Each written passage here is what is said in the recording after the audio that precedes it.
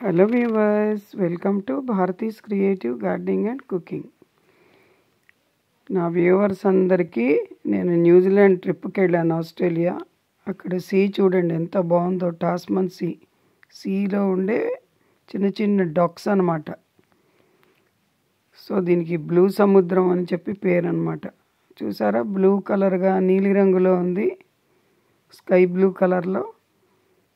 ప్రకృతి అందాలు చూడాలనుకుంటే ఎవరైనా వ్యూవర్స్లో తప్పకుండా న్యూజిలాండ్ రండి. కాకపోతే చలి విపరీతంగా ఉంటుంది, దాన్ని కొంచెం తట్టుకోవాలి.